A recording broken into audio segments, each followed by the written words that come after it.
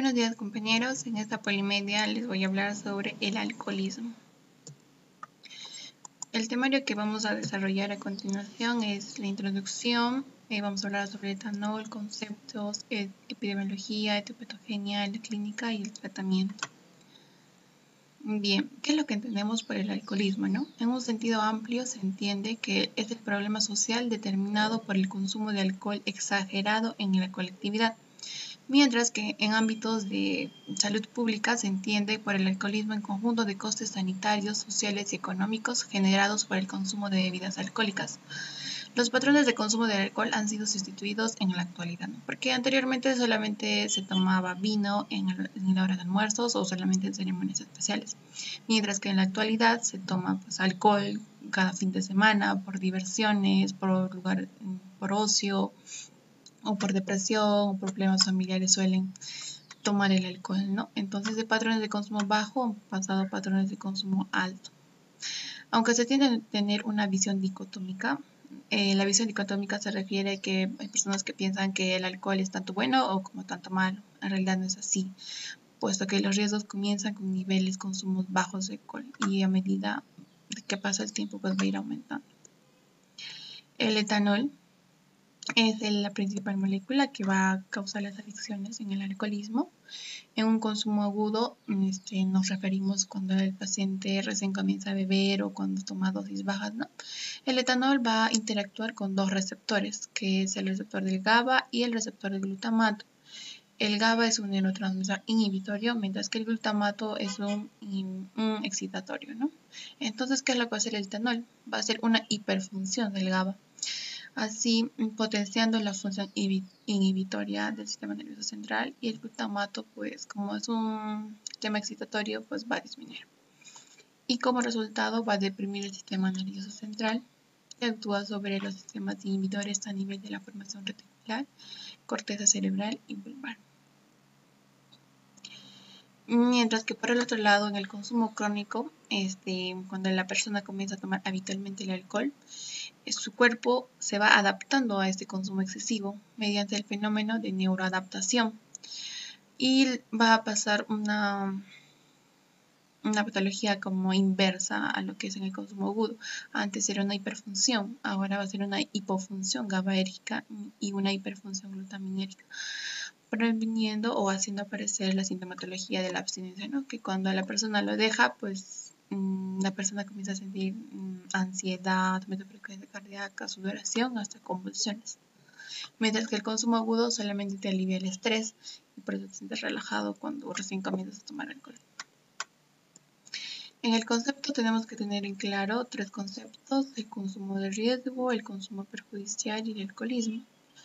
El consumo de riesgo es un consumo excesivo que, si bien aumenta las probabilidades de que la persona sufra consecuencias adversas, todavía no se han producido. Consecuencias adversas se refiere a puede haber consecuencias médicas o consecuencias psicológicas, psiquiátricas, ¿no? Y este consumo de riesgo va a ser mayor a 28 V en varones y mayor a 17 V en mujeres. El V es una medida estandarizada del alcohol que equivale a 10 gramos de alcohol. Un V igual a 10 gramos. El consumo perjudicial es cuando ya se produjeron dichas consecuencias que mencioné, y el alcoholismo es cuando, además de haber producido estas consecuencias, el consumo de alcohol se ha convertido en una conducta adictiva. Los criterios diagnósticos. El DSM-4 y el CIE-10 coinciden bastante, donde nos dicen que es el deseo intenso o vivencia de compulsión a consumir alcohol, la disminución de capacidad para controlar el consumo de alcohol, porque una vez que la persona ya comienza a tomar, ya no para, ¿no? Hasta que se emborracha, hasta que pierde la conciencia. La sintomatología de abstinencia a reducir o cesar el uso del alcohol, ¿no? Por ejemplo, como ya les mencioné, la sintomatología que son ansiedad, convulsiones, sudoración, cuando deja de beber alcohol. El DSM-4 nos dice que la tolerancia es la necesidad de cantidades crecientes para conseguir el mismo efecto. Es decir, que antes si se emborrachaba con 3 vasos, ahora ya no se emborracha con esa misma cantidad, sino que necesita más. La abstinencia está definida como síndrome, ¿no? y este se da por el consumo para aliviar o evitar los síntomas de abstinencia. La persona comienza a tomar alcohol para que no presente estos síntomas, que hay síntomas psicológicos y síntomas físicos, ¿no? Como explicó el doctor.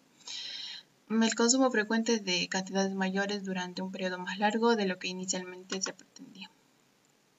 En la epidemiología vamos a poder encontrar que según un estudio reciente en la OMS, cada peruano consume 8.1 litros de alcohol al año y nos ocupamos en el 6º lugar del ranking de América Latina. Según el sociólogo Cedro Mitón Rojas, dice que 500.000 de peruanos consumen alcohol y han iniciado a consumir a la edad de aproximadamente 11 años. Y se ha visto que el consumo de alcohol está normalizado entre los padres y alientan a sus hijos a que tomen el alcohol mediante el pretexto de que se hagan más hombres. Ese es un concepto casi machista, ¿no? Y en estudios de Junín se refiere que donde se consume más cajas de cerveza son en las fiestas folclóricas, por ejemplo en las de Guayucachi, o cuando hay conciertos de música chicha, ahí es donde se consume que alrededor de 700 800 cajas. Y en un estudio también que hicieron que por qué los niños comienzan a tomar a tan temprana edad es que el 28% comenzaba a tomar porque iba a fiestas en algunas discotecas, ¿no? Mientras que el 9% refirió que es por influencia de sus amigos y el 5% refirió que es en casa, ¿no? Porque ambos padres eran alcohólicos. Las drogas de mayor consumo se encuentran acá el alcohol en 82,1%, ocupando el primer lugar. En la etiopatogenia vamos a encontrar dos factores causales principalmente: el nivel de exposición de alcohol, que va a estar determinado por factores sociales, por factores culturales y económicos, mientras que la vulnerabilidad individual está determinada por los antecedentes maternos o paternos del consumo del alcohol. La vulnerabilidad del individuo, va a haber factores genéticos que influencian el grado de sensibilidad, la facilidad para adquirir la tolerancia. No hay un gen causante todavía que se haya descubierto de la dependencia, pero sí hay un control genético en el metabolismo del alcohol y la influencia sobre el tejido, ¿no? En los factores biológicos, nos dice que el déficit del aldehído deshidrogenasa como protector frente al alcoholismo y los niveles más bajos de la actividad de MAO nos va a predisponer a tener alcohol. El nivel de exposición de alcohol, la oferta y el consumo de alcohol, pues hay disponibilidad en cualquier tienda, en cualquier lugar hay predisposición para tomar el alcohol, ¿no? El precio de las bebidas que son bajos, la presión al consumo, que los amigos te presionan a consumir alcohol, las actitudes sociales frente al alcohol, como la abstinencia como hecho normal, ya que la persona que decide tomar alcohol pues se le ve como una persona rara, ¿no? Y le dicen apelativos. La actitud social ambivalente, se ensalza el alcohol o se estigmatiza el alcohólico también. La publicidad a favor del alcohol, que en la publicidad nos vende que si tú tomas alcohol pues vas a tener amigos, vas a conseguir novia y etcétera, ¿no? Y el papel de la familia, que es muy importante, porque si no hay nadie que te controle el consumo de alcohol, pues vas a seguir tomando, ¿no? Y te vas a desarrollar el alcoholismo. En la clínica vamos a tener 4 etapas: la etapa inicial, la etapa prodrómica y la fase crucial y la fase crónica.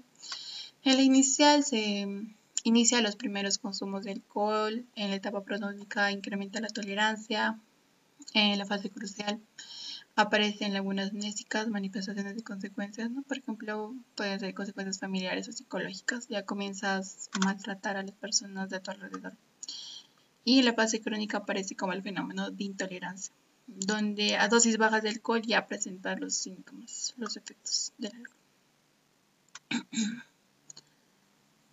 En los ítems de Feyinick vamos a encontrar que el paciente presenta amnesia alcohólica, comienza a ingerir escondidas, tiene sentimientos de culpa, procura eludir cualquier referencia al alcohol, han aumentado las amnesias alcohólicas, tienen temblores, empiezan a dejar el trabajo, su conducta se centra en el alcohol, hay pérdida de interés en el exterior, ¿no? En el tratamiento, hoy en día la concepción moralista de que la enfermedad alcohólica se halla profundamente arraigada en amplios sectores sociales, ¿no? Y sigue constituyendo un serio obstáculo para la identificación y tratamiento precoz de los afectados. Por ejemplo, si una persona comienza a consumir alcohol, pues sus padres no lo ven como normal, pues hay algunos que lo ven así como normal, que está tomando, es parte de su juventud y no lo controlan, ¿no? Hasta que recién el paciente presente los síntomas de síndrome de abstinencia, ¿no? Cuando se comienza a tener consecuencias familiares, como golpear, estar más agresivo, es donde recién ahí se dan cuenta que sí tienen problemas con el alcohol. Entonces, el abordaje terapéutico debe tomar en consideración tanto al individuo como a la familia y al entorno sociolaboral más inmediato. Porque de qué sirve que reciba tratamiento adecuado, pero sus padres sean consumidores alcohólicos o que trabajen en un lugar donde hay alto consumo de alcohol, ¿no? La rehabilitación es un proceso de reaprendizaje lento en el que el retorno ocasional a las conductas anteriores pues es parte del tratamiento. Que tenga recaídas es parte de todo este proceso. El proceso terapéutico lo realiza el paciente. Al terapeuta le corresponde una labor de acompañamiento y asesoramiento, en el que su misión principal consiste en ayudar al afectado a hacer un buen uso de sus propias capacidades en el proceso de rehabilitación. Se van a distinguir dos etapas, hay la desintoxicación y la deshabituación. En la desintoxicación dura más o menos 1 a 2 semanas, la deshabituación dura 2 años aproximadamente. Y los fármacos que se van a utilizar son los que presentan tolerancia cruzada. De primera elección son las benzodiazepinas, como el clonazepam, diazepam, el clordiazepato. Las benzodiazepinas que se van a utilizar, el lorazepam y el oxazepam, es cuando el paciente tiene algún daño hepático. Mientras que el clormetazol se utiliza solamente de uso hospitalario. Y como estos pacientes tienen déficit de la vitamina B1, se tiene que dar tiamina a dosis de 200 a 300 miligramos al día para prevenir el síndrome de Wernicke-Korsakoff. En la rehabilitación tenemos que tener 3 objetivos principalmente.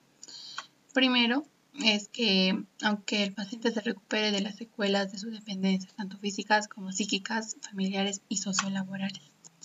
Segundo es que aprenda a llevar una vida satisfactoria en ausencia de bebidas alcohólicas. Y tercero, que adquiera la conciencia de enfermedad y las habilidades necesarias para prevenir las recaídas. Gracias.